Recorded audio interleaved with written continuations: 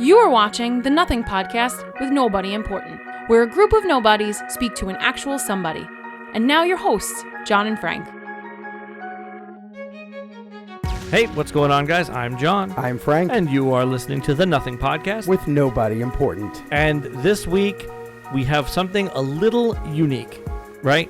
Usually we bring in, the policeman, or the garbage man, or whatever. You'll see, I use those same examples. For the record, we've never had a policeman nor a garbage. No, and I use those same examples in the show. But this is sort of something akin to when we had the pregnant woman. It's more of a concept, right? It's a concept piece. It's a concept piece. It's a smart episode. It is a smart episode. We have our friend Cliff, who joined us and is a man of a certain age. He's been around a long time, and we thought that it would be really fascinating to sit and discuss just his feelings and experiences on a time that we've only really read about, like in books and stuff. Yeah, so you might be saying to yourself, why Cliff? Right. Well, John and I have worked with Cliff for years in the world of the theater, right? And one common denominator I think we definitely agree on is it always comes back to, wow, Cliff told me the most amazing thing. Or Cliff knows about everything. Or maybe we should check with Cliff, right? Right. Because somehow he's a living encyclopedia of knowledge, experiences, textured, nuanced stories. He's just brilliant. Yeah. You ever hear of Cliff Notes? This is the Cliff. So yeah, it's a fun episode, and I hope you guys really enjoy it because we really enjoyed doing it, and we're hoping that maybe there'll be a part 2 of this down the line somewhere. Oh yeah. We need to get more knowledge. Definitely. We got Danielle and Doug are with us in the studio today. So what do you say, Frank? You want to just get into it? Sure. So, if you love a woman from 1983 with the biggest shoulder pads you've ever seen, if you've got a lot of conspiracy theories about things that may or may not have really happened throughout history, like Gandhi and his connection to hot dogs, or if you have strong no opinions on old Tricky Dick, I think this one's for you. Yeah, or if you like music, I don't know. Yeah. So please welcome this week's very estinguished guest. I'm Cliff Hesse, and I'm the man of a certain age. John, what's up? I'm going to name a few things, and I want you to tell me the common denominator. Okay. We've not prepared this. Okay. Whiskey. Beef. Fine leather goods. A cast iron pan. Cliff Hesse. What is they all get better with age? Here he is. Cliff, welcome to the show. Clifford Hesse. Thank you. Thank you. So we're going to open up with a lightning round. Okay? Okay. Now, so your job in this lightning round is Thank God my wife's not here. Yeah. So your job in the lightning round is you're going to just say yes or no. We don't want to get too political. We don't want to get too controversial. Just yes or no. No explanations. Just yes or no. Yes or no. Frank did the math earlier and decided, he didn't decide, he discovered it. Frank did the math earlier and discovered that you have been around through 15 sitting presidents. Okay? Wow, the air just got real heavy. So what I'm going to do is we're going to run through the presidents, and you're just give us a yes or a no.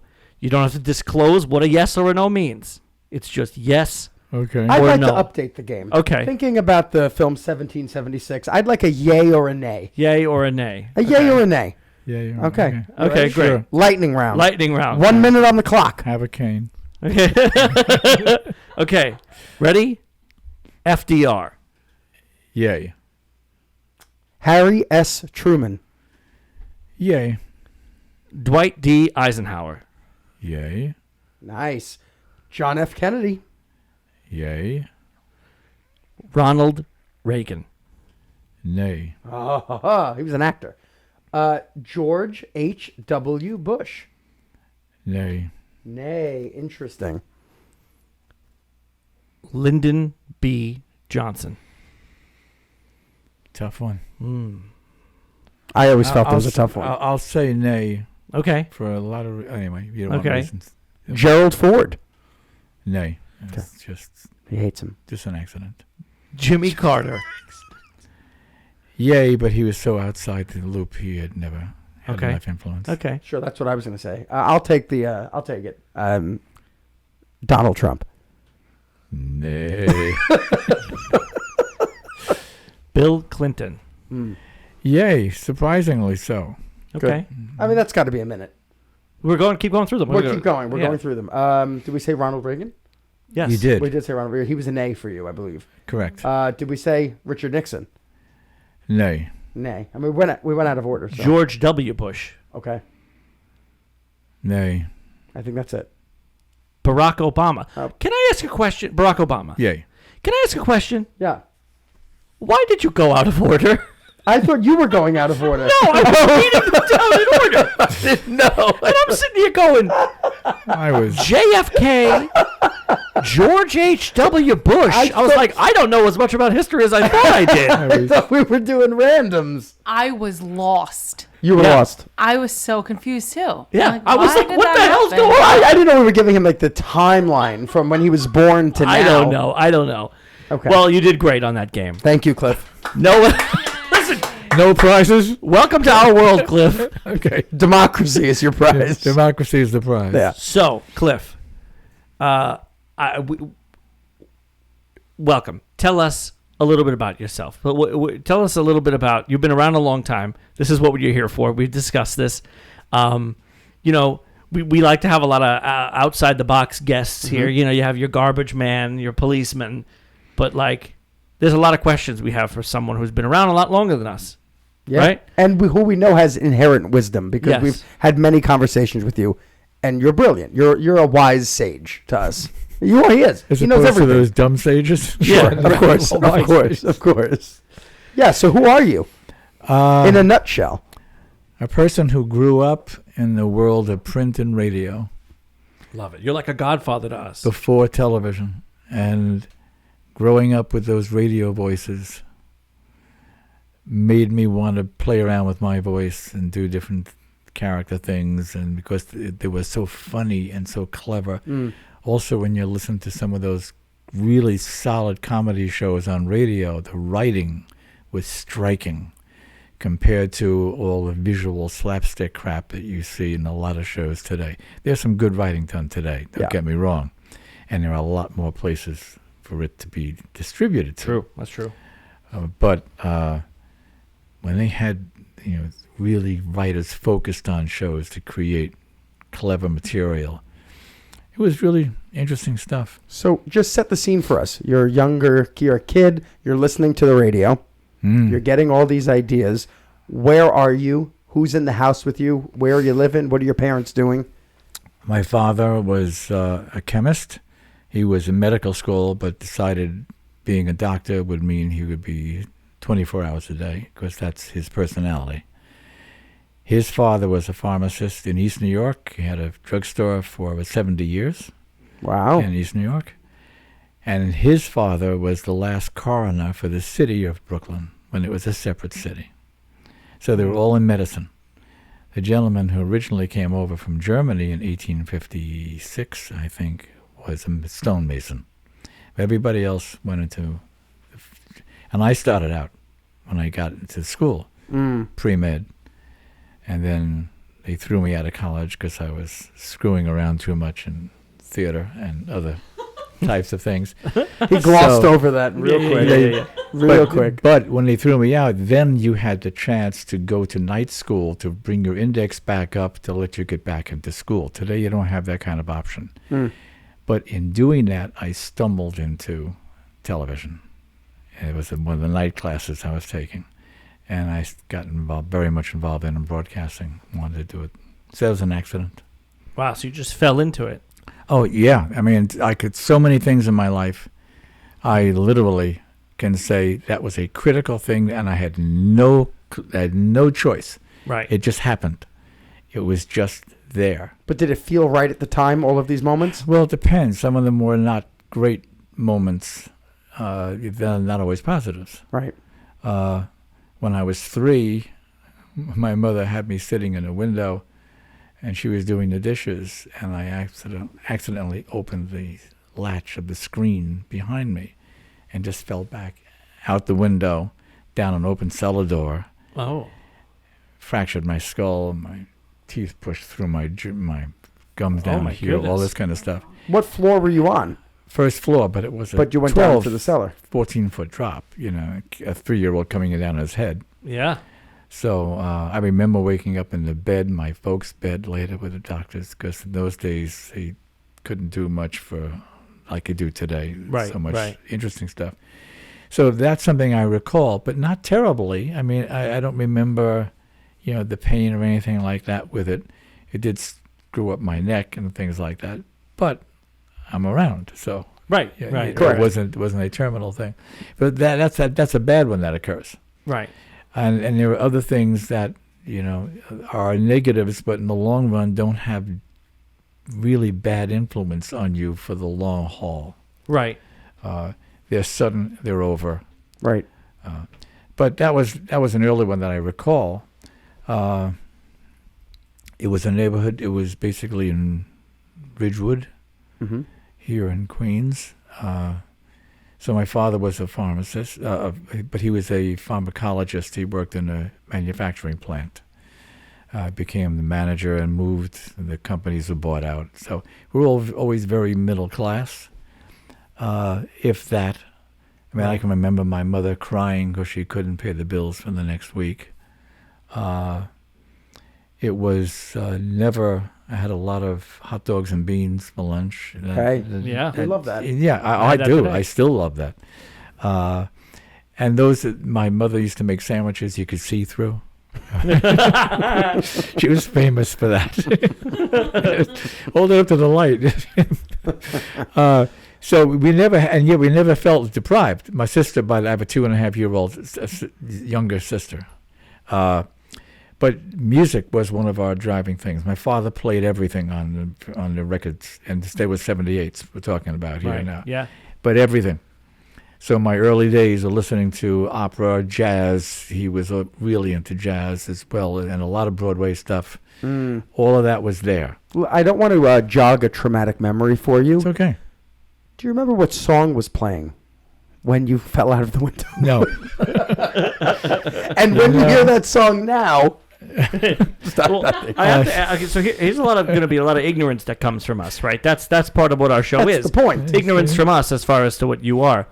So I'm really bad with history and timing. Okay. Timing. I'm very bad at what happened during what times. Everything happened during the 20s. I'll always say the 20s. That's always wrong, right? I was substantially after that. Right, okay. But the thing is that I'm very bad at figuring out time, like I said. So when you said when you were a young man, you were 3 years old, you fell out the window. I think Frank knows where I'm going with this. You fell out the window, and you're Yes. like, I woke up in my parents' bed. I'm picturing the doctor came with the leather bag house call Me too. doctor. Yes. Yes. That's right? Yes. Okay, so I thought I was being offensive. No. I No, thought I was not looking at all. at Professor Marvelo from Nope. Did he have the reflector on his head? No. Okay. But they did. There was house calls. They came to the house. Yeah. Look, they were still doing house calls in the late 60s, early 70s. Oh, is that right? And because I had a really bad stomach issue for a few years, and this guy who lived about 4 blocks away would come over at 3 a.m. Huh. and hit me up with Demerol and stuff like Well, that. there you go. I get house And calls from my daughter because my cousin is a pediatrician and lives in this house. So he does just come up and has come up and taken Danielle's blood pressure before. So that's nice to have. There are still doctors who do house calls? Because it's amazing, I think. There is a group, actually, that does it. And you can call them, and they will come around. They are registered MDs, and they treat whatever they're legally allowed to treat out of the office and stuff like that. Wow. But now the walk-ins that have popped up all Right. over the place Yeah. sort of brought it closer to your neighborhood, and you can walk in, and they say, yes, get to this. Yes. That's right. I mean, I walked in with my wife about a month ago, and they said, get to a hospital immediately and get an MRI on that. We think you have blood clots in your Wow. leg. And they were right. Right. But to have that there today, so out of New York, you find more doctors who will do that. Right. In smaller towns, smaller communities. But in the major metropolitan areas, it's tough. Do you see how Cliff can talk about anything? That's what I was going to say. This brings me to the next thing is like, you know so much about everything. And now that's not, listen, I know people who are the same age as you, don't know nearly as much. So it's not an age thing. You have collected information throughout your years and managed to hold on to a lot, if not all of it. Mm-hmm. And it's not because I've tried to. No? No. Some stuff just sticks. A lot of stuff doesn't. Right. Like recent memory now is more difficult for me. Right. If I'm talking to you now, I'll forget something I wanted to say 2 minutes ago. Mm. That happens as you get advanced in age. Mm-hmm. But deep memory, Yeah. that keeps piling up and piling. That's there. I draw on that a lot. Yeah. A lot of it was because I got really turned on to reading when I was about 8. When I fell in love with books Right. and started to read everything from adventure books, and I got more into science, and that became a big thing, science fiction, Right. whole batch of things like that, and history. Yeah. So I really got to like history. I have a set of books for you, John. It's the Time Life back in the 70s produced The Great Ages of Man. It's 14 volumes, Yeah. but it's got pictures. I love that. That's right up my alley. It's very well written, actually, Yeah. and it gives you a look at the Roman Empire. It gives you a look at, Right. the Genghis Khan and all of the key epics in the history of the world. Right. But in a way that's very addressable and super researched, Yeah. which is nice. Well, I'm fascinated by history, and it sort of ties into why we wanted to have you in here for this show, because it's amazing to me that you look at history and history feels like something that almost doesn't exist, like it's not a real thing. Yet it's a straight line, and we're on the same line that we were on then, right? So like Frank and I have lived, okay, he's a little older than me, so what we'll say 35 years, right? Like, and we feel like, remember this? We've gone through so much of this. Remember this? You have seen and done so much more than that, and even that is a drop in the bucket compared to the history of man, like you said. Sure. Like, so there's just so much you can gather from talking to the people who were around before you, and I wish it was a little more regularly accepted, if that makes any sense. They have these things. I've seen it online. You probably know what I'm saying. Where they have human libraries. You see this? No. And you can go, and there's a bunch of people sitting at little cafe tables, and you like you check out a book, you check out a person, and you sit with them for an hour or a half hour, and they could just tell you about their life. Mm-hmm. Amazing. And you just listen. And that's a great thing. It Amazing. really is, that type of thing. It's kind of what we're doing now. Well, what you're talking about, John, Carl Sagan, the great astrophysicist at Cornell, came up with something. It was an idea somebody else had started, but he really developed it.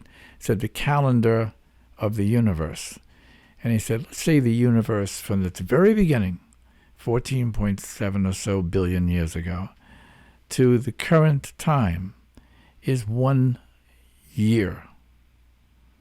And he puts things down. He said, life begins, October 10th.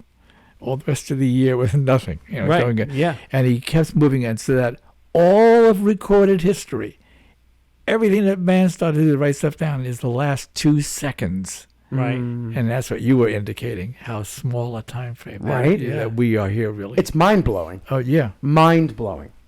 Yeah. So you, like I keep saying, you're a person who's seen and done a lot. I said earlier that you were like kind of the godfather to what we're doing now, because we are podcasters. Podcast is a fairly modern, with an asterisk, medium, even though it is also not modern at all because it's radio, which is one of the oldest, forms of media. But you come from a world that has led us to where we are, to what we're doing right now, right? So you were not around, obviously, for the start of, like we always joke around, like we do, not to bury the lead, we talk about where we know you from doing theater. We do theater together a lot. And there's always like a joke that says, people say like, oh, well, Cliff comes from like vaudeville. Do you really come from vaudeville? Was way before you, wasn't it? Actually, it still hung around into the 50s, but in a very different, not much in New York. Right. My grandfather, the drugstore guy, he and his brothers did a vaudeville act quite a number of years. Okay. My father would be, even though he was a chemist, was producing amateur shows. He was a phenomenal tap dancer. In fact, he was brought in to coach the Copacabana dancing girls how to do tap dance routines. Your father? Yeah. Because he was that good, and he was a great teacher on how to get people to tap. I could never pick it up. My sister did a little bit. I don't know why, but I always had trouble with it. Other dancing, I used to do ballroom dancing and contests, so other dancing I'm fine. Right. Tap dancing, I could never just grasp it for some reason. I'll take the tap floor out. We had a tap floor prepared for you, but we're going to take it out. There was literally a tap floor right there. But, yeah, but so he was around with vaudeville, and a lot of the stuff that he wrote in an amateur way all came out of vaudeville. And radio was vaudeville. Right. Radio so that's what I'm getting at. Yeah, radio picked up the vocal part of it. It didn't pick up the jugglers. Right. Jugglers on radio didn't play much. I could never imagine how Charlie McCarthy and Edgar Bergen survived. If you guys, I don't understand that. I say that all the time. That's so funny that as a ventriloquist, that he was able to make a career in radio. He was so good. Yeah. Stand in front of a microphone and do 3 characters, and you'd swear there were 3 people in the room and talking to each other. Wow. Because it sounded like he was almost stepping on himself. Yeah. Brilliantly funny. And because Candice Bergen is his daughter. Yeah. But he really was very, very, very clever. And it's funny, and I don't know if you'll agree with me, I've always found this. When you see Edgar Bergen, as TV started to come around and you were able to get closer to him, he wasn't the most talented ventriloquist. No. You always saw his mouth moving. Yeah. But it didn't matter. But the fact that he came from radio, or vaudeville, right, but then had a career in radio is so funny, because why would a ventriloquist work on radio? Mm-hmm. You don't even need the puppet. Why would he need the puppet? And then he left all of his money to the puppet and not his daughter. That's a whole other story. Yes, it is. Yes, he did. He left all of his money to the puppet. Well, what good is that? Ask her, but she'll tell you not much. Murphy Brown. Yeah. I want to just add one question, Cliff. Talking about different time periods, John, with the comment with the doctor bag, which is a great point. That's a good one. You've lived through a lot of time periods, and there are ones before you were alive. What's your favorite time period? Favorite time period that you maybe want to live in, or that you have, or that you did live in. Let's narrow it to what you lived in. You lived in so many time periods. You've worn so many different styles of pants. What is your favorite? All with 2 legs. All with 2 legs. So what was your favorite time period, if you can say, and why?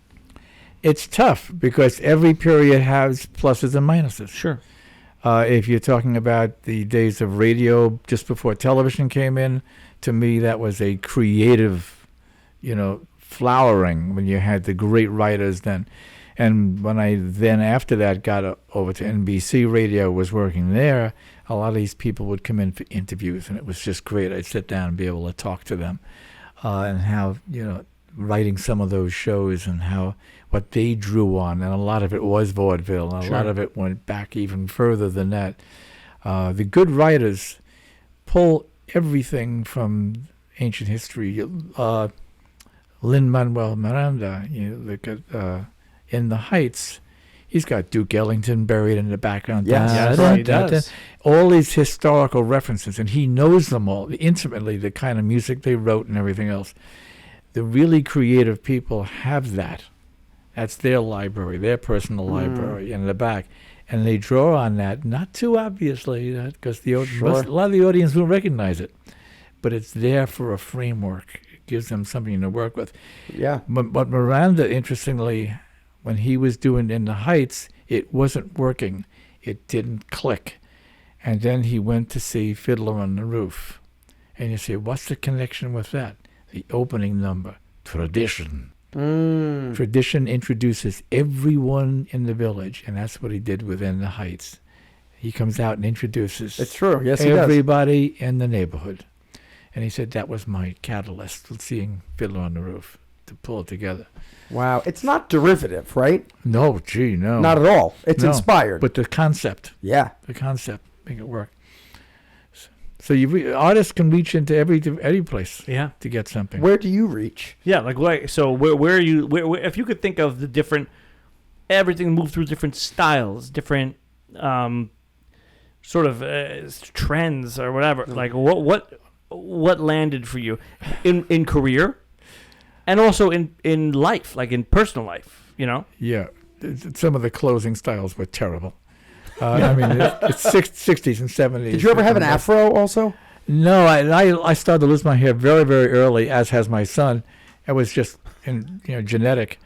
So no, I used to have it longer in the back. Nice. Which it was great if you were in the 70s.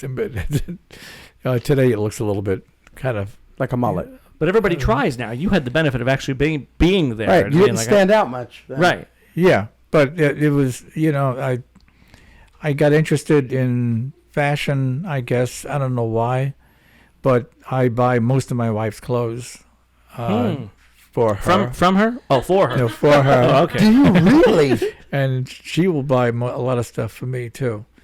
I definitely enjoy doing that. Could you buy clothes for us? Women's clothes. Women's clothes for us? whatever? So I do want to know the answer to John's question about where you draw your inspiration from.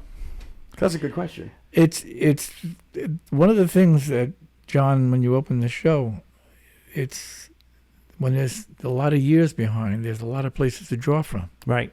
Yeah. And you start drawing in places you didn't expect to sometimes. You get led into, that comes out of a French motif. Right. And what in France would have influenced that? How was that going to influence me?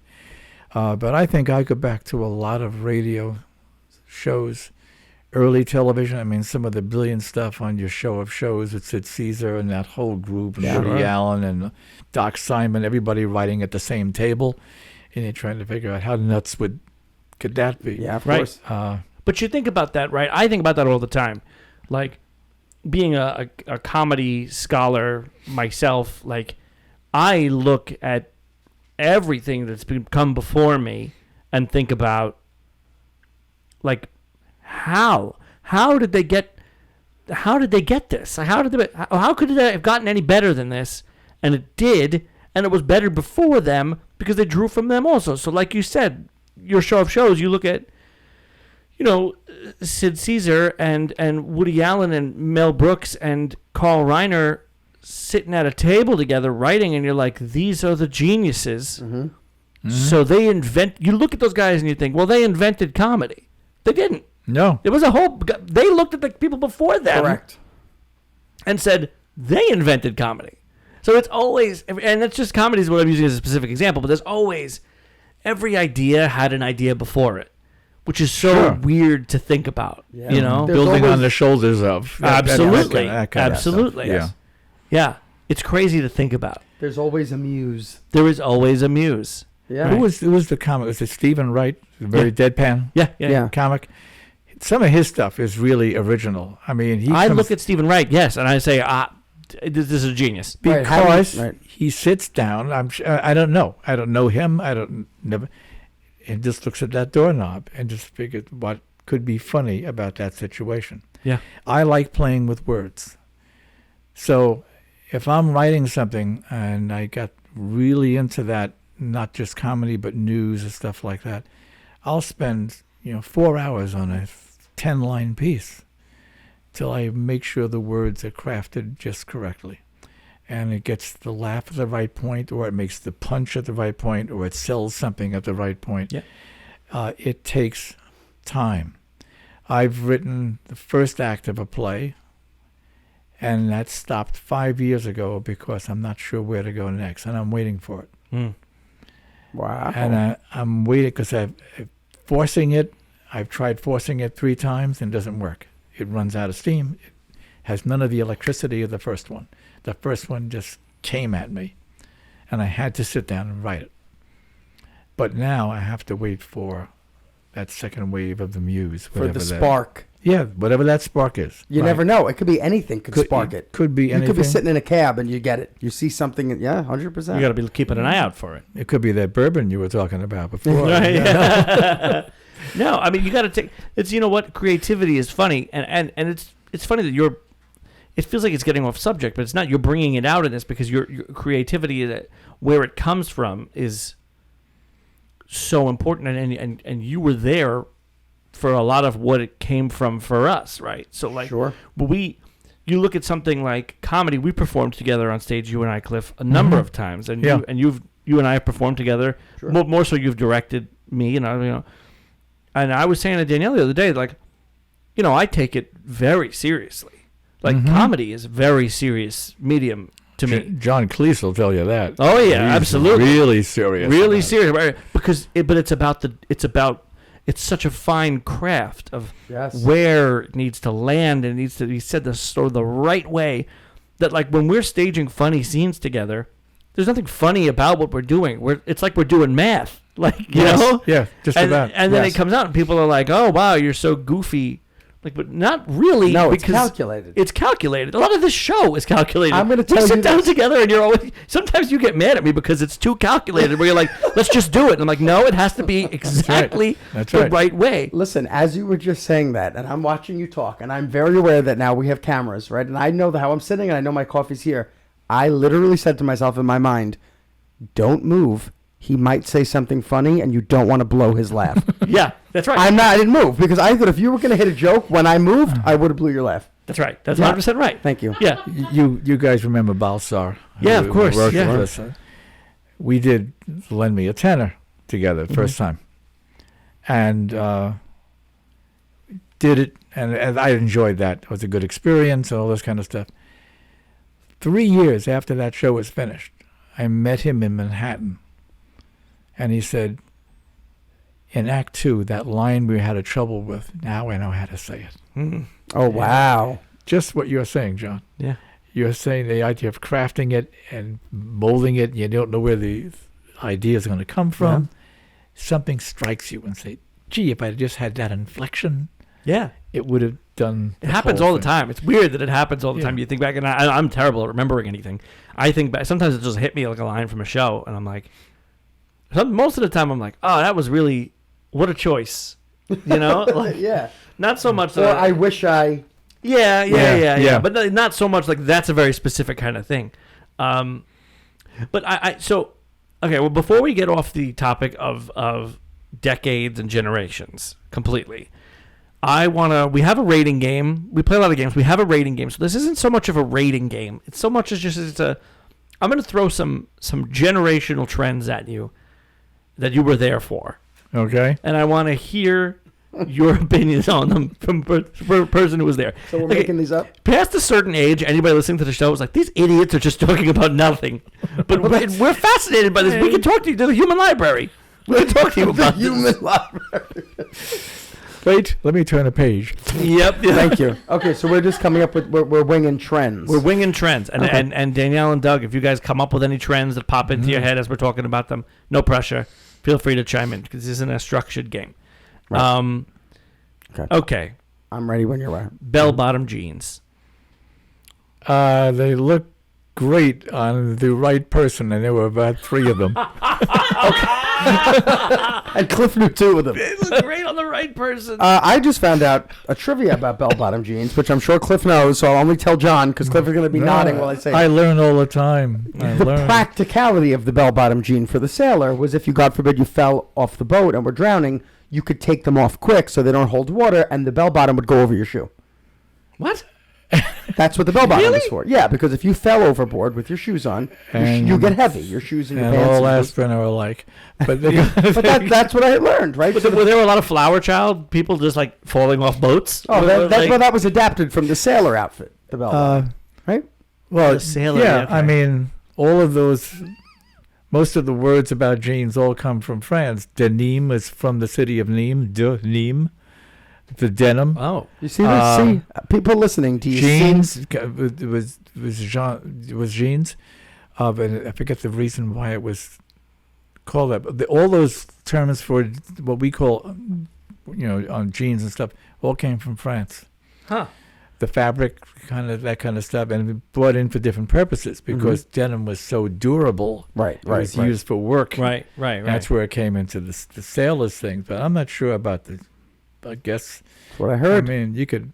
Okay. I don't know. I mean, if you landed just right in the water, you'd seal the bottom and you'd walk on the water. Floaters. Oh, no, that explains that picture of Jesus I saw wearing bell bottoms. That was it. All right, I got one. Okay.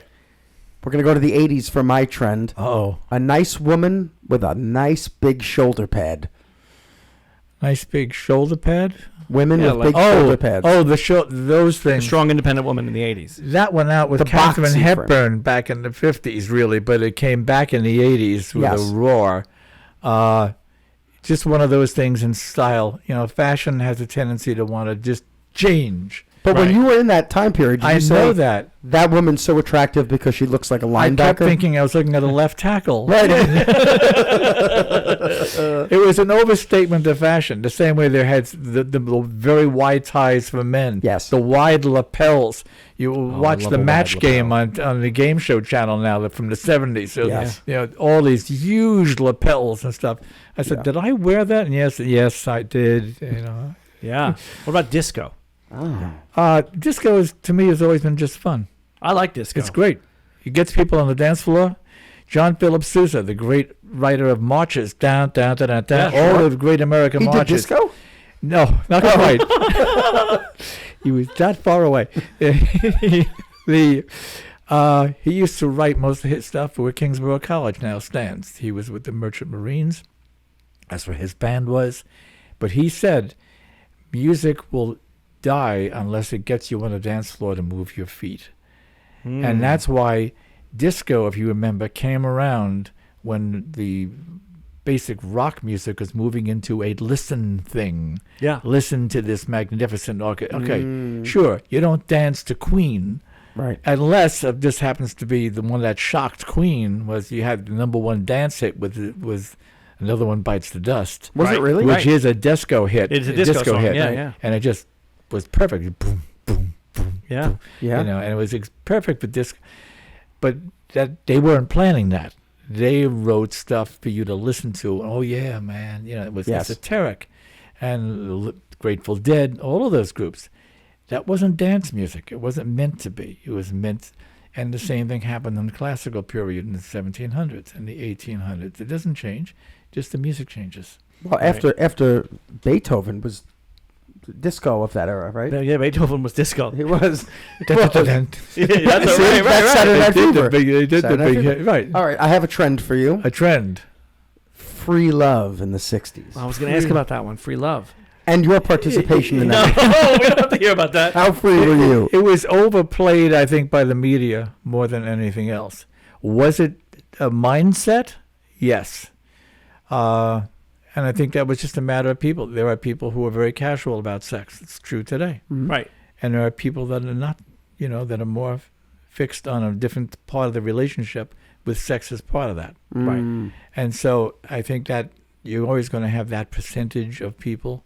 So if you want to call it free love, because that tied in with the whole drug culture. Sure. And all of this type of thing, which was free in a very different way. And that's what it meant. Everything was free. And was the media using that terminology to discredit the whole thing? I don't know if they were using it to discredit it or at least to describe it. You could say it and be negative about it. You could say it and be positive about it. Right. I think the media, is not sure all the time. It's not supposed to have an opinion. Well, that's for sure. Unless you're Fox. That's different. But it's all cyclical, right? I mean, yeah. You talk about the free love, and you talk about being open with sexuality and being open to drug culture and opening your mind. We're there again. Mm-hmm. We're there again. We have made our way back to the intention's a little different. It's maybe not as peace-minded as it was in the 70s. I don't know. I'm only basing that on media, right? So, but I'm just saying that it kind of goes around in cycles. You know, Yeah. the big hair isn't going to come back, maybe, but it might. You know, I don't know. I just hope the shoulder pads don't come back.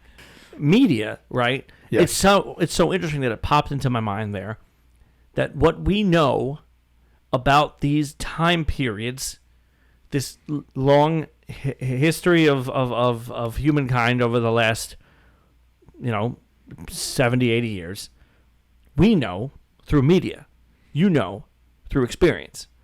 But there's a crossroad there, because for a good part of that time period, you were also media, right? So what was it like being the person responsible for portraying the truth of what was going on during those times to the world, in that basically you were involved in telling the story, right? The narrative of what was happening that we learned. Truth would cost you $100. If you, no, if more seriously, if you go back, what happens is when you start to look at a story, whatever that is, this could be sports, this could be fashion, this could be politics, could be any. What are you trying to do with the story? And if you're in the media, the way the media was conceived, let's say, you are neutral. Right. You are a reporter. You're not a commentator, not an opinion maker. You're a reporter. This is what occurred. If I do this with my classes. I come walking into a room. I said, I want each of you now to write a paragraph about what you saw when I walked into the room. And they will have different perspectives. They will have, I came in late with like my jacket. They will have different perspectives because there is no one perspective. Right. So you try to be as neutral as possible. When I got into the very heavy political shows, after a while, we're doing talk radio, which was the second phase. I was at NBC for about 5 years, and that was more straight news, straight entertainment. It was clearly divided all the way through. But when I went to MCA, the owner decided to become the first telephone talk station. And so we went around the country to hire telephone talk people. And one of the guys we picked up from the West Coast was Bob Grant. Bob is still alive, I believe. But he was the first right-wing, really over-the-top guy. He wasn't as hateful as some of the more recent people, but he was definitely on that track. And guess who wound up producing him? You. And we are about as opposite as politically as possible. But I realized this is entertainment. This is not news. But the problem is now people mistake that for news. Because they always did. People always did. Because it looks like news. They listened to rumor in the 1400s. Sure. I mean, somebody came in and said from another town, "Oh, you heard what they said? The other town has to be a dragon over there." People are gullible for facts, and most people don't want to spend the energy to check out facts to find a truth. Right. May not be my truth, but let's find something. Right. That's why debating science never says always, because there is no always. It can always change. But as of this moment, this is what we know. This is what it is now. Right. Whether that's a crime scene or whether it's something about space or something like that, up until this moment, this is what we know. If you start exploring beyond that, now it's more opinion. Now it's more rumor. People, they like things like flying saucers. They love. One of the shows I used to produce at NBC was Long John Nebel. Overnight, John did a show 5 hours, midnight to 5 a.m. Every day? Yeah. 5 days a week? 6 days a week. Could you imagine talk going for 30 hours a week? John. Yes, I would like to. John was originally discovered on the Atlantic Beach, New Jersey, selling things in a barn. Somebody would hand him something, and he'd just start talking about it. He knew nothing about it. And he was so good. His spiel, an old vaudeville term, his spiel was so good that you were entranced by him. completely. So WOR radio picked him up, and then NBC said, let's do him. And then they were firing him at NBC. Just at the time when I moved from NBC over to WMCA. WMCA had very little money.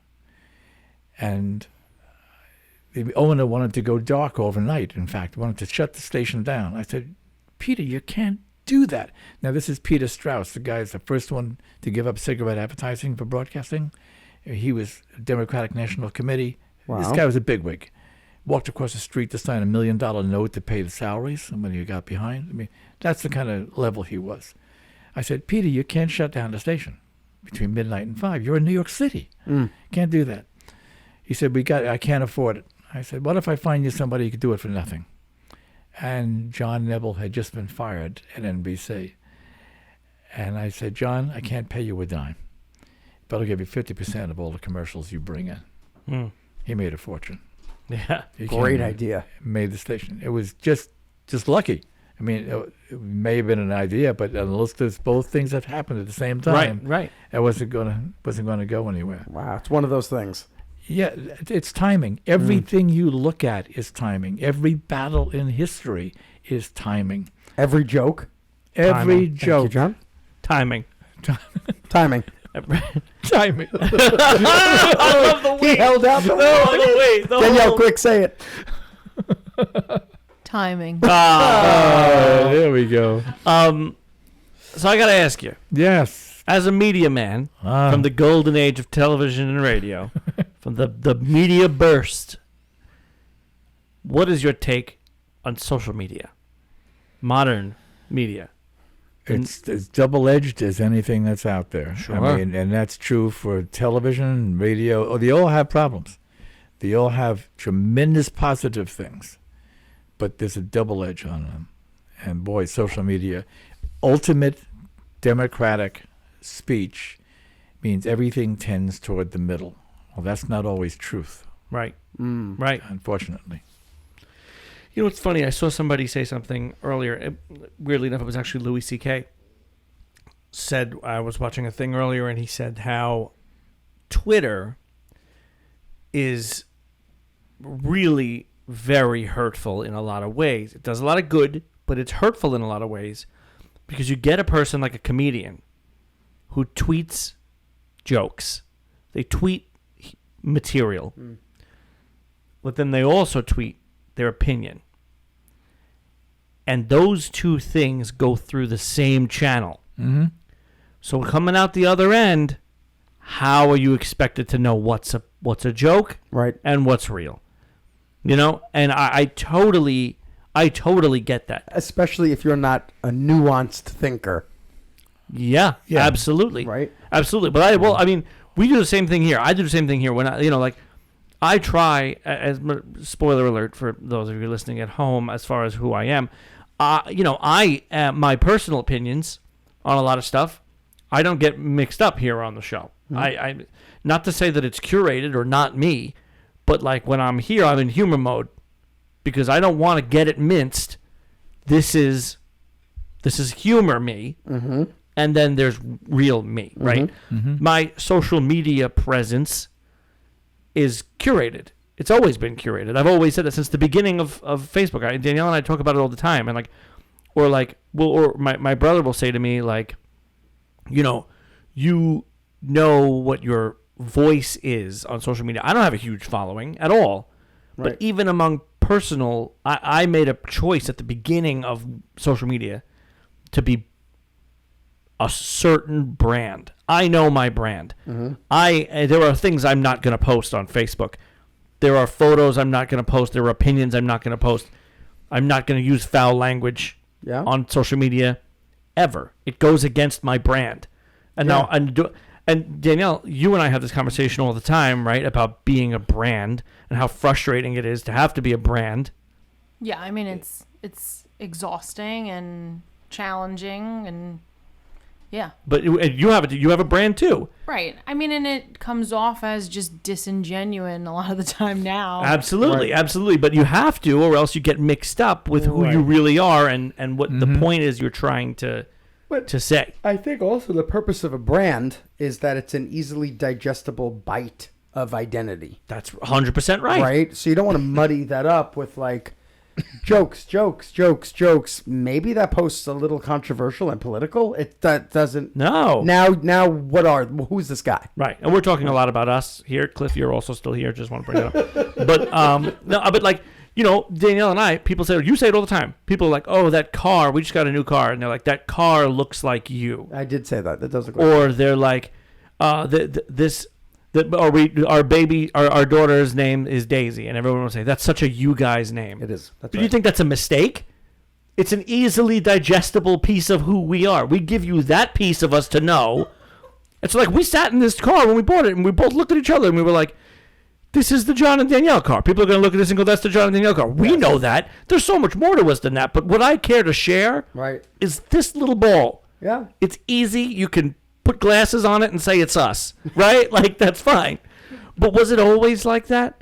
Did people always have to have a curate everything they had to say before it was regularly at your fingertips? Well, a lot of things they couldn't say. Right. I mean, today, a lot of things can cross over that never would have been discussed. Comments on religion, comments on political people, specific political people. I mean, in England, there was a time in the press you would never say anything negative about the crown. Right. Anything. And today they'll shred the whole royal family. Sure. This sort of stuff. Remember Prince Philip? Remember we always saw the things about his big puffy purple fingers. Yeah, right. Have either of you guys watched The Crown? Yeah, Great. sure, of course. Yeah, Great. It's brilliant. Yeah, yeah. Brilliantly done. And capturing all the foibles. Yeah. It's a very media-based show. Yeah. A lot of it Yes. is what their face in front of the media is and keeping up that face. Exactly. Yeah. That's the perception. Right. And mass perception is really the thing you have to worry about. If you get a whole bunch of people thinking in the way that you don't feel they should, then you've missed your... Sure. But do you think it's for the better or for the worse that now there's a lot more freedom to say? I don't want to say freedom of speech. That's a trigger thing, but like freedom to say what you're feeling about pretty much anything. If you line 100 people up and ask them to comment on an issue, maybe 5% will have something worthwhile to say. I'd rather line 5 people up, and there was 5 people. Right. Now, this was the problem with Jeffersonian democracy. Wow. Right? See how he does this? Yeah. You see how he did it? It happened, everybody. Did you catch it? Okay. Tell us. The idea of everybody's vote is valid and the same. It isn't. Right. We are equal under the law. We are certainly not equal. Right. You have strengths I don't have. I have strengths you don't have. And that's true for any two people. No two people are equal. Right. Exactly. You guys want to fight? You guys want to wrestle right here? Thumb wrestle. Great radio event. But anyway, the idea is you can't, you just can't put that you together. You don't want to. You can't. You're right. You're equal. No two people are equal on a literal sense, right? But it's hard. Like, do you want to live in a place where, like you said about the crown, where you can't say anything? No. I'm glad that I could on this show. I could say anything I want. That's great because I live in America, USA, right? That's fine. But I think it's a little harmful when you put the power of a soapbox in anyone's hands. And that's what happens with the social media. Right. Right. I mean, basically, the only thing you could usually say in public that would be dangerous for you was to advocate the overthrow of the government by force and violence. And it has come to that with a lot of people on social media. I mean, we happened. literally saw people try to overthrow the government by force. Plus and the physical nature of it. Right. But even before that, the voices that are out there. And, it gives so many people a chance to start talking to each other, so groups start to form all the way through on all sides of issues. I'm going to say one of the problems with social media is that yes, your stuff is curated. Sure. The things you choose to follow, you're choosing to follow. So we live in vacuums on social media, right? Because then you're following the things only you believe in or that you really like, usually, unless you're looking for other opinions. And then the people who follow those are usually in agreement with you on that and perhaps other topics. So you're going on and you're seeing what seems like a huge amount of people. So everybody in your mind. So everybody agrees with me. Right. Wow. No matter what I think. And then there's the other people who are obviously wrong because look at all the evidence on my phone. Right. It's a vacuum. Yeah. It's like people putting together their own music lists. They're not hearing all of music. They're hearing only what they want to hear. Mm-hmm. Right. And I keep telling students, you're listening to 1% of the stuff that's out there. Yeah. You're not going to like everything, but at least listen to it. At least get an idea of what's going on. All the people that like, rap or any of the contemporary, dance-driven kind of things, it all comes out of blues in the 20s and 30s. And that's the stuff that's really original. That pulls it all together. Right.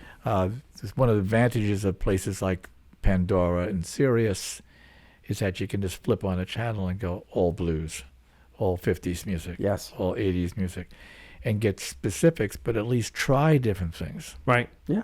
That you never had that much in the past, but social media has given now discussion ability about the music as well. Let me ask you a question. As an older gentleman, I think it's clear to our listeners, at least so far. You see the wrinkles? It's clear that he's an older gentleman. No, you are not bitter. Now, a lot of people your age, close around your age, if you were to bring up hip hop, they would have said rap music, contemporary dance music, and the rest of that sentence would have been whatever garbage you're listening to these days. Mm-hmm. You don't say that. You have opinions, I'm sure, of your own, of things you enjoy. But in all the years I've known you, including the last however long we've been sitting here with you, you're open to everything. You're a child of the world, right? Mm-hmm. How'd you get that way? I think a lot of it was, as I mentioned, my father playing all this different stuff, and the fact that I was singing from as early as possible. We would sing harmony, and I got very into music theory in that sense. When I got to high school, I was in the chorus, so was a whole bunch of other people, but then a bunch of us were picked out to do modern opera. I had never heard of stuff. I had listened to opera before, but not modern stuff. John Colominati and people like. And we got into that, and I started to hear different things about, that's another world. That's a whole different thing. And I've been in places where international stuff was always appearing somewhere in my life, mixing music. That's why I love the 60s. When it comes to music, it was a time when all these other things fell on top of each other. And they all started to mix and throw ideas around. California rock and the Beach Boys sound and the Philadelphia doo-wop and rock and roll and the country music coming up from the South. All of that blended into some fascinating different takes. And then it all started to go off into its own direction again. And so from the late 70s on, everybody's fragmenting. Yeah. And I'd like to hear a trend going back the other way. I mean, early rap was anti-feminist. Right. Yeah. Was sexist, in a lot of ways was ageist, certainly racist in many ways. Has it changed? Yes. Because once you start hearing rap in commercials, it's dead as a new music form. That's true. And you hear this with a lot of songs, not just rap. I mean, a lot of pop songs. It just means that the form is no longer new. What can you do with it that's different? What can you do within the form? That's right. Right. But just to make it, it's rap. No, it's got to be good, though. It's not just because something. What is happening here? So now I'm hearing female vocals coming back into rap music in the background, to blend in. There are the female rappers now coming out. Yeah. And it's changing the whole picture. It's not just the hard edge, which is exactly what happened, by the way, with heavy metal. Heavy metal, misogynist as well. A lot of ways, all going off, and it's just noise. Just give me noise. Was there great stuff in there? Yes. But any period you go in music, 1800s, 1600s, I don't care. I love it all.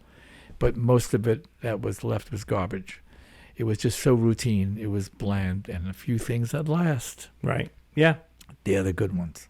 And it's always a small percentage, like 10%. I have a question for you. It's a little esoteric. It's a little He's touching his head, folks. fluttering over my head. What we've been talking about music a lot, which I didn't think we would, and it's awesome. Why music? I don't mean, in your opinion, why are people so gravitated to music? Why? Why does it have such a prominent place in our lives? Why are we always listening to things? Why am I always listening to music in the car? Why? It definitely resonates with us physically.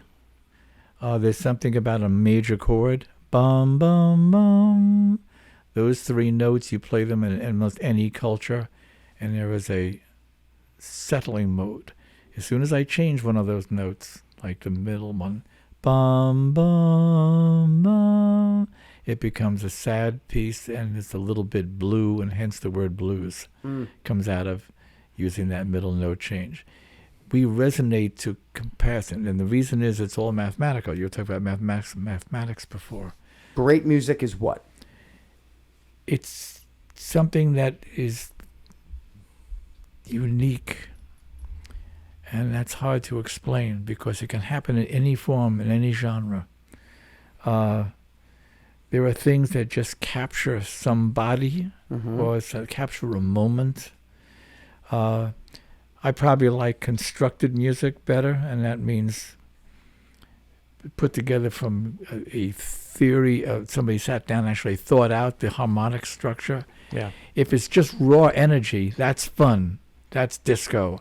That's Buddy Holly. And this is raw energy. And that's fine.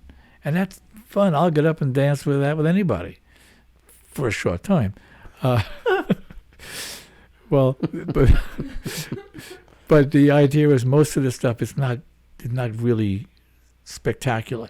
You sit down and you listen to a whole bunch of groups that did the pop things that Queen was involved with, and a whole bunch of them, ELO and some others, and some of their cuts just jump out at you. Single cuts. Why that one? Why do you resonate with that song? You say, "Oh, let me turn that up," and you're in the car because it's something about the harmonies, the way our body reacts. I mean, It's physical. Yeah, people hitting things, and probably mental too. Yeah. People hitting things to make noise was not unusual. They're used for message systems. And so the sounds of those notes, and if you listen to primitive Native American music, their music reacts to their body cycles and what their actions in the dance are. Sure. It's a chant. I love that one. I love that cut. That was number 2 on the chart. It's a B-side song.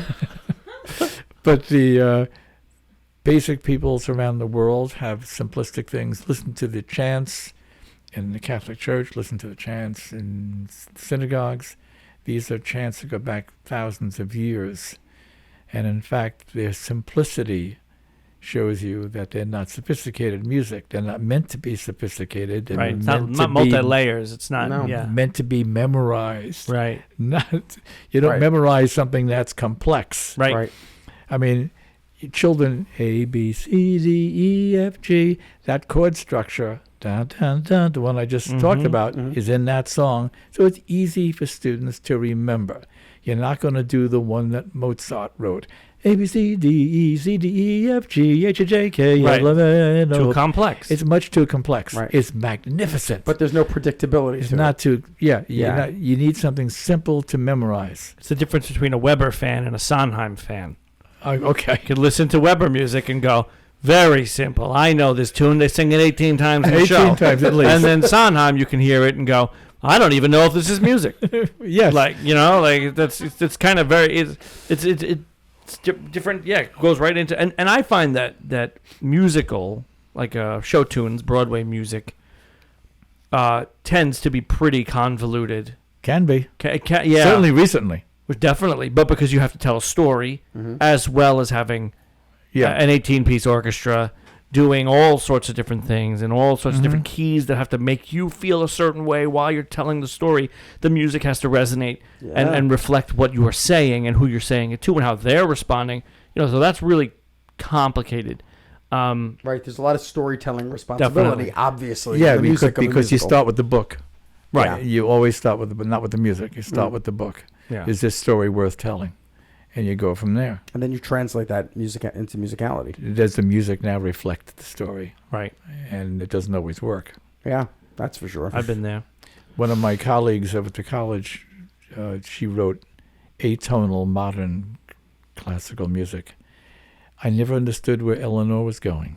I could sit there and listen to her stuff. She was revered around the world. I mean, toured the world, performing this material that if you think Sondheim is a stretch. Right. This was da, da, da, da.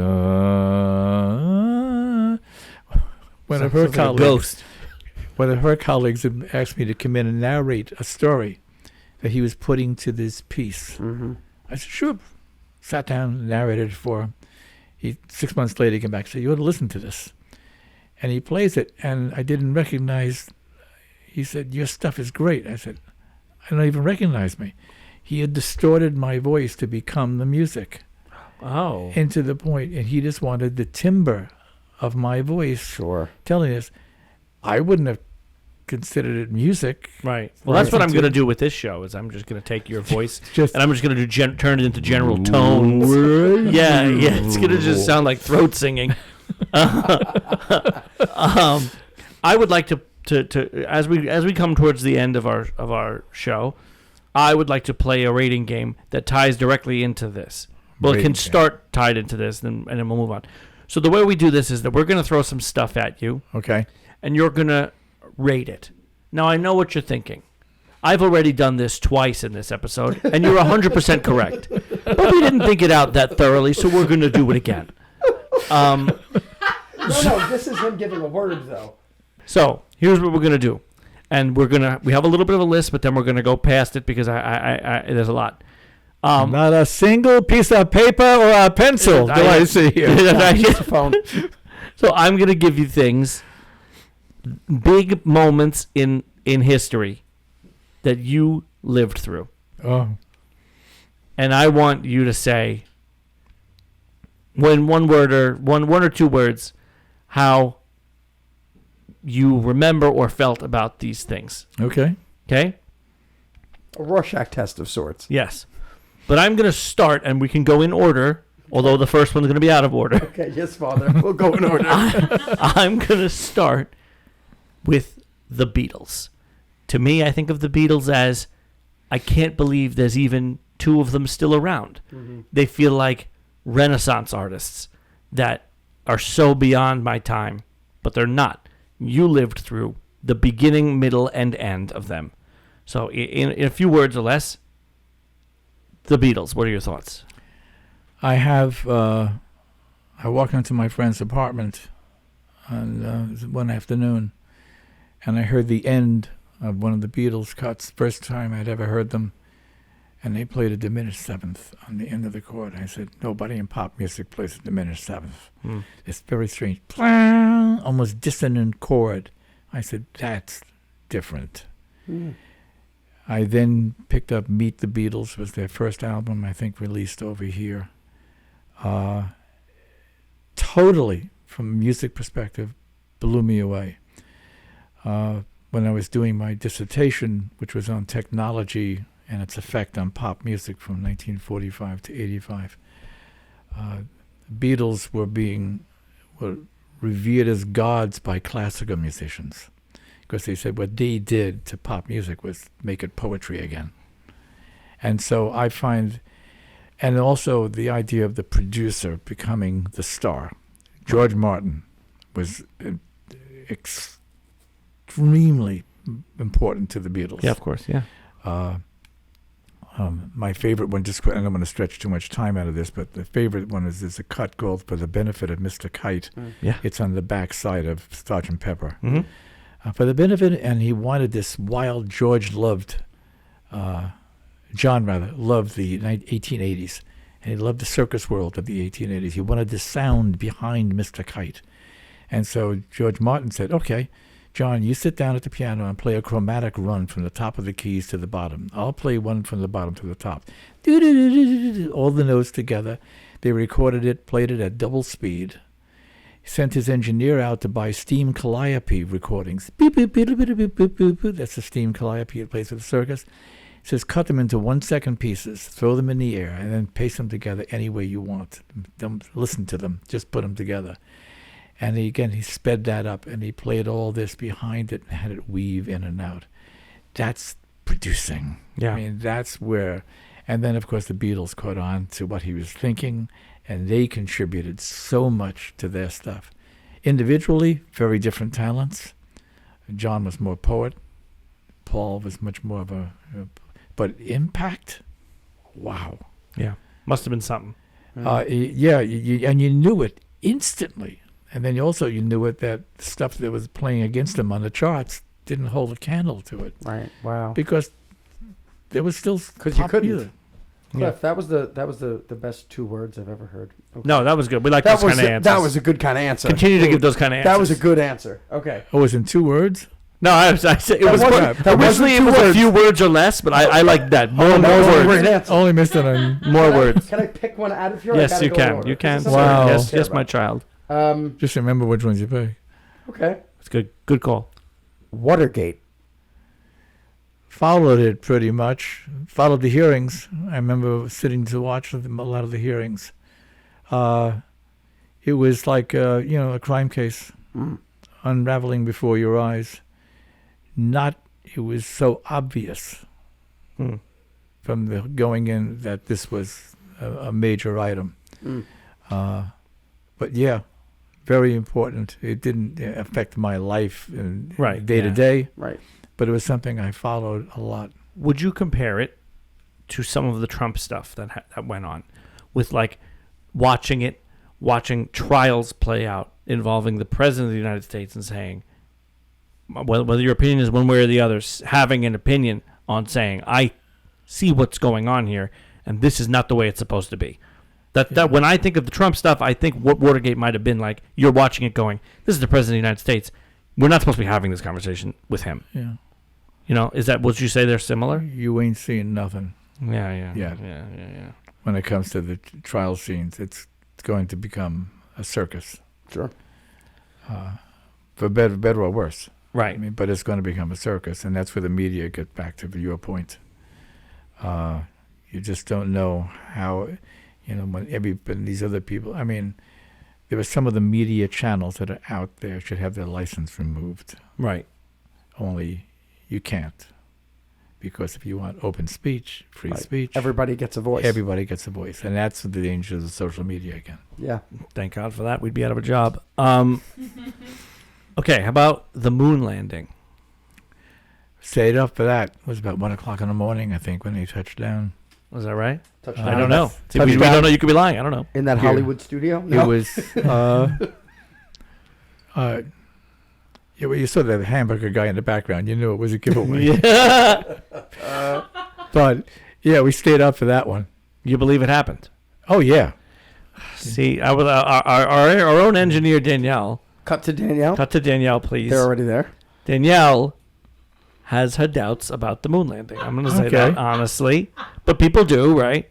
Because when I was interviewing people that were taken up by flying saucers and brought back, other people would leave. Wait.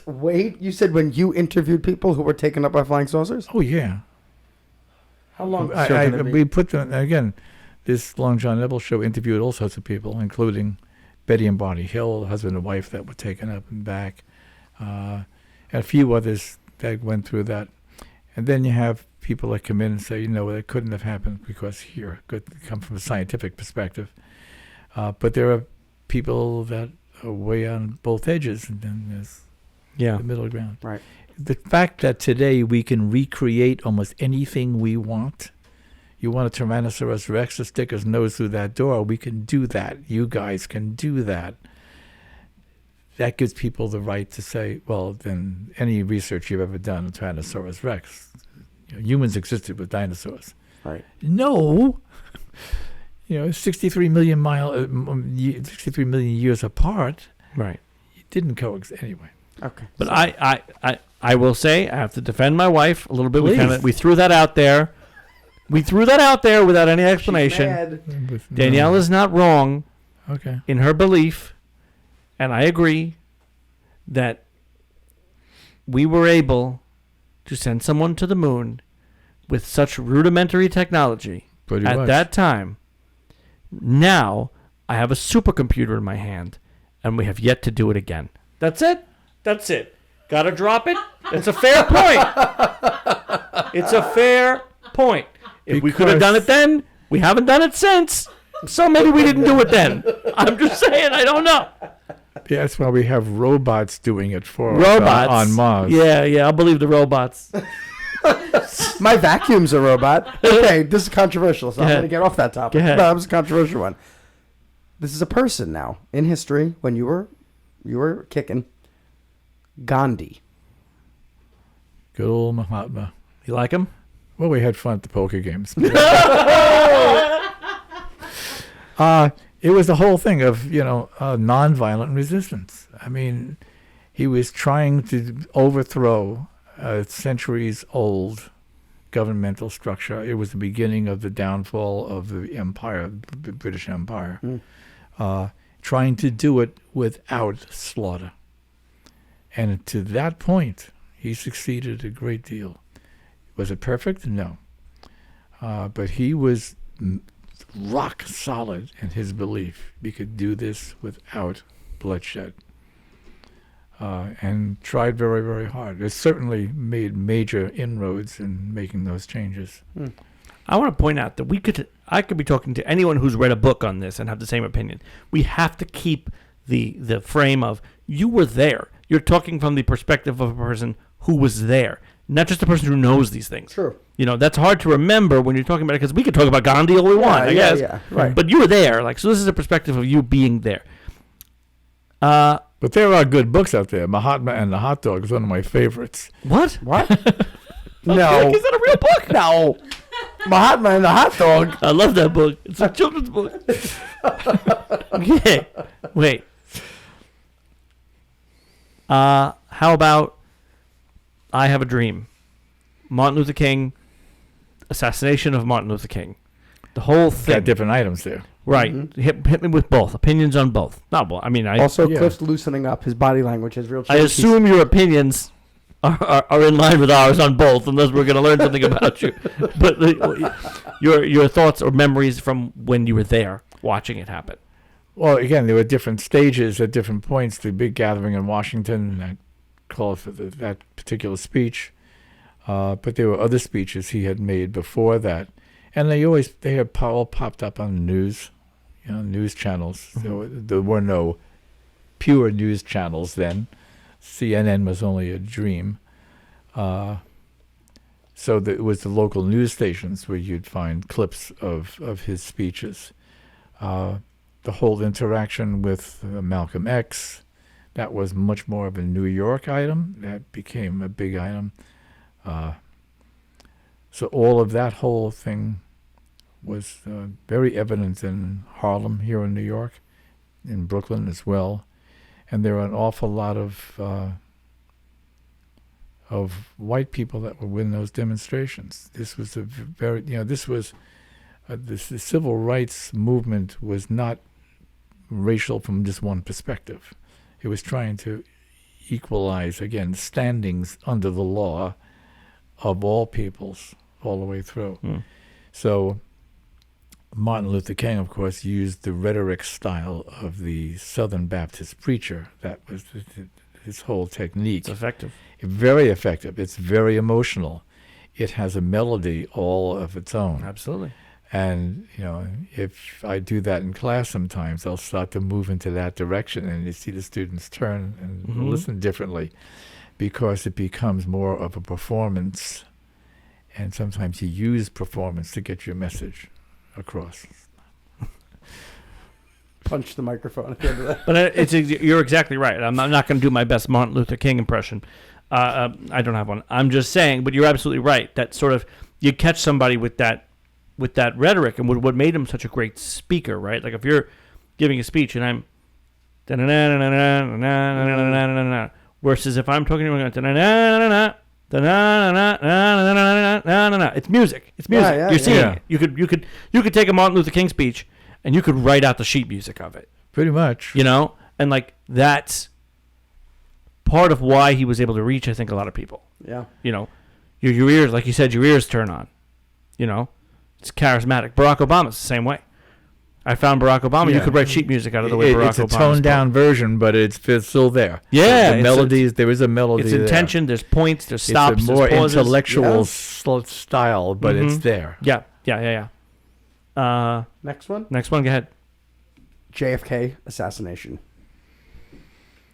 I was at a pool parlor with one of my friends. We were playing, and there was a television set on one end. I think there were 3 or 4 people in the whole place, and everything stopped. And then the bulletin came on, and of course it wasn't an immediate resolution because he's been shot, and it was quite a while before that ended. The death notification when he hit the hospital and stuff like that. So we just watched it for a while and then got in his car and drove back to, I think it was his apartment. We all sat around with some other people just to watch what was going on. And I remember the next 3 days were basically television, everything. That was it. Nothing else was on. Sure. They dropped all commercials. They dropped all regular entertainment programming. And then came back carefully. They did come back after the 4th day, I think. But the whole impact was emotionally devastating, I think, to a lot of people. You had a very imperfect man, but you had someone who had given a feeling to the country, an uplift. It was definitely a positive turn, and now this is just cut down. The country was adrift for quite a while at that point emotionally. It was a tough place. And fascinatingly to me, Lyndon Johnson, a man who was really not one to want to remove the segregation rules in the Old South, he kept his word to Kennedy. And he followed through on all those laws, and I give him credit for that. I mean, I don't like, from what I've heard of Johnson, I'm not a big fan of him as a person, Right? But he followed through. I just want to ask, being a person in media at the time, like we talked about the moon landing, a lot of conspiracy theories. You like to go off of facts. You're a person in the media. Kennedy assassination, there was a lot of questions, right? Again, I'm not a conspiracy theorist. But to me, I see no questions in that story, right? With, what's his name? Who killed Lee Harvey Oswald. Lee Harvey Oswald. No holes in that story. And then a couple of days later, or a week later, whatever it was, Jack Ruby shows up. Yep, I can see the picture on the television. That's What's the story? And someone gets shot and shoots him? Jack Ruby shows up and kills him. Right. Before he's able to say anything. Before anybody's able to really talk to Lee Harvey Oswald. That. And then Jack Ruby dies in prison. But who was Jack Ruby at the time? Just a guy? Just a guy who loved JFK so much, right? That's a hard to say. And then somebody goes, well, maybe it was an inside thing. Well, you kind of were able, you kind of shut up all ends pretty quickly. Because then Jack Ruby didn't have anything to say either. Because I think he died not too long after that. Jack Ruby did the old-fashioned lynching, only he did it his way. That's what they want you to say. That's the story they're telling, right? He didn't believe that there would be enough prosecution and everything else to have Lee Harvey Oswald killed. And he didn't believe that. They may well have been sentenced to death for that act. And he acted, and that's one way to look at it. This guy was a big Kennedy fan, and in fact just took the law into his own hands. You guys are going to spend too much time in the courtroom, nothing's going to happen. Let me do this job. Or you can take it and look at it in a whole bunch of other directions. I don't think there will ever be a definitive answer unless something turns up, and I can't see how. You weren't on the grassy knoll, just to be clear. You were there reporting from the grassy knoll? No. Cliff Hesse live from the grassy knoll. I had mowed it the day before. Oh, okay. That's why it was called the Hesse knoll. People just mispronounced it. Oh, yeah. The G fell off. I just want to say, so you're talking about the assassination, and the whole nation, felt this emotional, whatever they felt. Do you feel now, I don't want this to come off wrong. We're so divided. It feels like we're all so divided. Not all of us, but the country. That, God forbid, something were to happen to Biden. Do you think everything would go into mourning? I just feel like we're inundated with politicians and news, and it's nonstop, and it's coming at you. Would it just be something else that happens? I'm sure it would shake everything a little bit, but I don't think it would be a nationwide It would be different. I'm not sure how different, but it would be different, and I think you're right. It's a little more, unfortunately, acceptable, and that this is going to happen sooner or later. Yeah. Is that what it is, or is there just so much more noise? Yeah. Yeah. Yeah, it's almost like hash, the great shh. Yes. That's always there on the airwaves that says nothing, but it's all there. Yeah. And it's just tons of material. Well, I would have said the same thing. I'll tell you, I don't want to get political, but like people were saying the same thing about Trump, right? I'll tell you I could tell you honestly, from a personal perspective, if that kind of thing would have happened to Trump, somebody showed up and got, popped him or whatever. I'm not a big fan. I'm not a fan at all of the man. Mm-hmm. I would have gone, I think being not a fan of the person, I would have had this. It gets very serious very fast. Yeah. Oh, that would have been a disaster. Yeah. If someone had taken a shot at him, or worse yet, killed him. Mm-hmm. Yeah, but I think but what he's saying is like we're so divided. You'd have half the country celebrating, half the country not. I don't know if half the country would be celebrating. Like I said, it gets very serious very fast. I don't know if they'd celebrate, but I don't know if they would feel it. I think they would. I think I think everybody would straighten their back just a little bit for a little while. Okay. Yeah, I think Frankie's right. We've become inured to this stuff. I mean, it's just happening so often. How many people are killed on a weekly basis in major cities around the United States? Right. Look around the rest of the world. Surprisingly fewer. Right. In countries that have, nobody carries guns, including the police. Like London and stuff like that. Is that true? The police don't have guns in London? They don't carry. No, they don't. Never have. No. The bobbies. What do they have? Just a stick? No, a lightsaber. Oh, good. Oh, good. That's good. That's what my police have. Here we go. Well, thanks, Cliff, for reminding us this is a comedy show. Now, listen, hey, conversation. So I think we could go on forever. Especially with Cliff, we can go on forever. Yeah, absolutely. He knows absolutely. so We've got decades to cover. But I just want to kind of wrap this up. I say that every week, but I do. I like to put a little bow on it. Being a person who has been around as long as you have, do you notice the changes in the world, or do they happen gradually? I'll give you an example. I once asked my father, we were going to the movies, and we were seeing one of those big blockbuster action movies, like Marvel or whatever. And I said to him, when you were going to the movies as a kid, you were watching claymation King Kong, and you were amazed.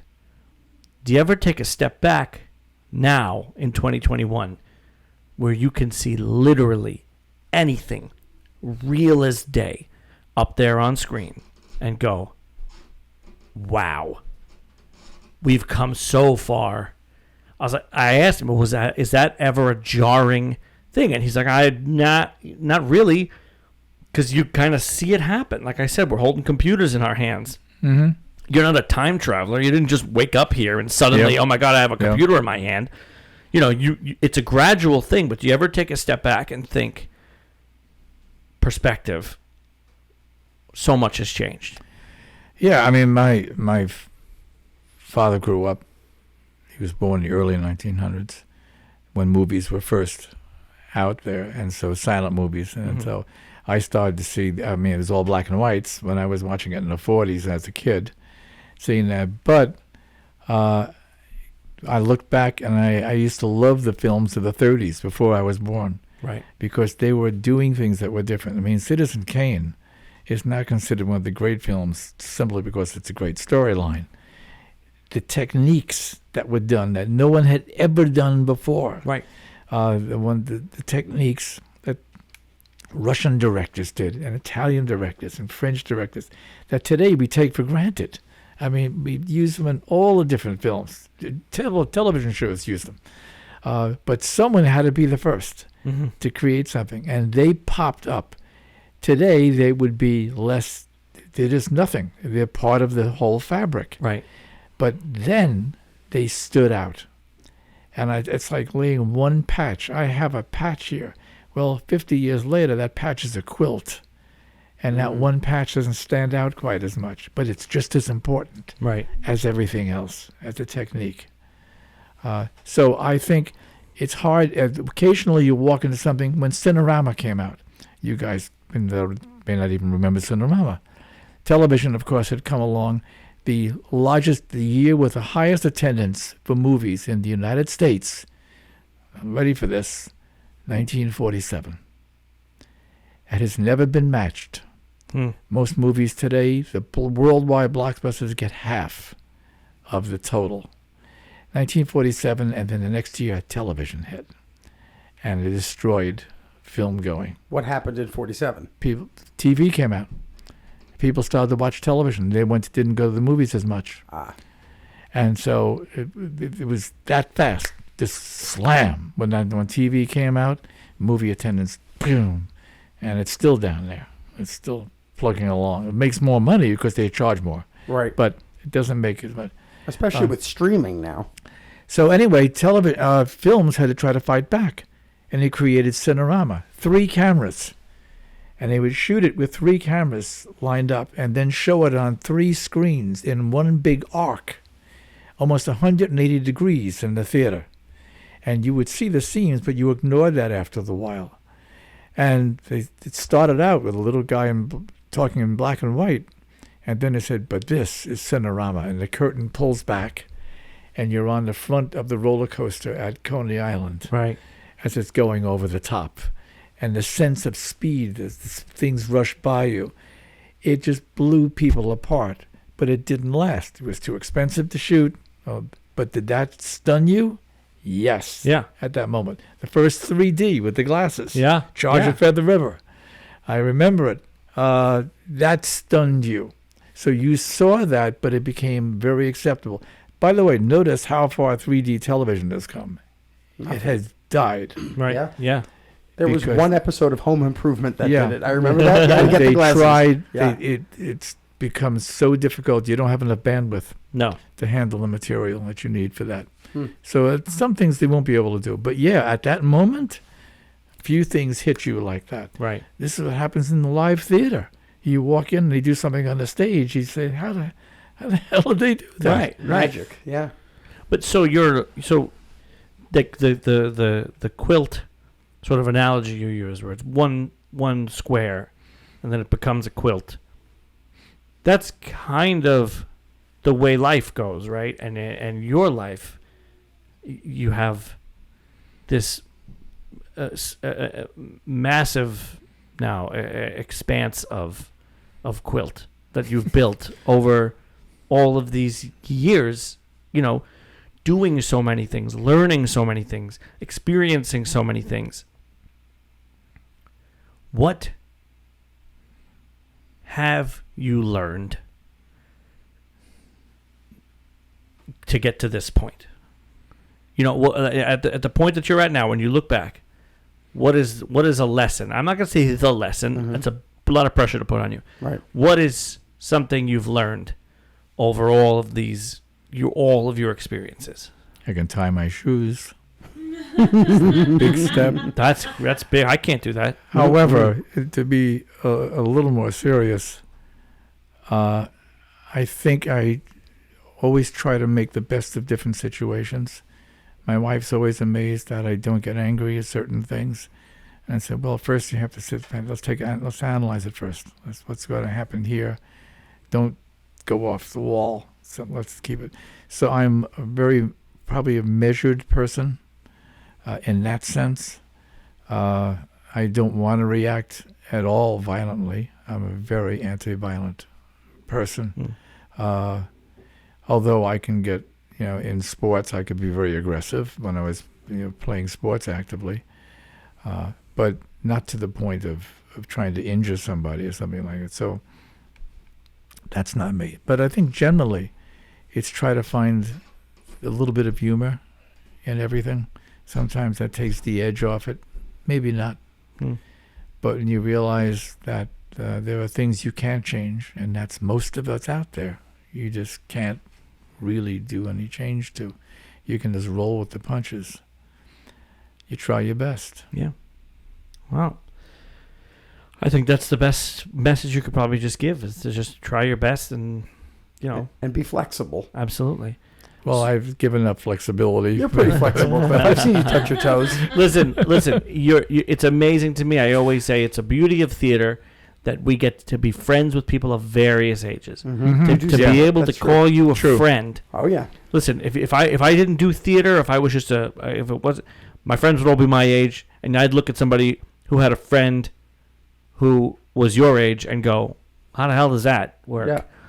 That's not true. We are blessed to be able to call you our friend as much as, Frank is my friend. Like, you guys, it's the same connection that we have. A lot of people, when we do shows together, we'll sit backstage and gossip and run around and dramatize what's going on back there. And like I always say, my favorite place to be is just like sitting with you and the other guys like you, just having conversation and just kind of taking it all in and just being there, Mm-hmm. So I appreciate you as a friend. I appreciate you sitting down with us and being here with us. We hope to have you back when we can have you and your lovely wife Anne on as well. I got Anne's stories for you. Good. We're gonna make that happen. So this is part one of the most interesting person we know of the Cliff Hesse. Just for the record, Cliff didn't say any of that back to you. Yeah, that's true. Okay. But no, listen. I want to end this episode. We do this all the time. I'm not kidding. It's not a joke. We do this all the time when you're not even around, and I promise you it's true. This is so true. I already know 100% true. So I want to end this episode, and I just want to give a toast to Cliff Hesse. To Cliff Hesse. Thank you. Thank you. Thank you so much. Thank you. I'm going to applaud, and then I will drink. Thanks, Cliff. Thank you, guys. It's been a lot of fun. You have been listening to the Nothing Podcast with Nobody Important, a Cool Side production, with your hosts, John Panepinto and Frank Caiati. Produced by Danielle Fisher, with contributors Adele Wendt, Matt Hunt, Joe Hagopian, Tom Zaccheo, and Doug Shine. Find us online at our website, www.nothing-podcast.com. And be sure to follow and subscribe wherever fine podcasts are downloaded.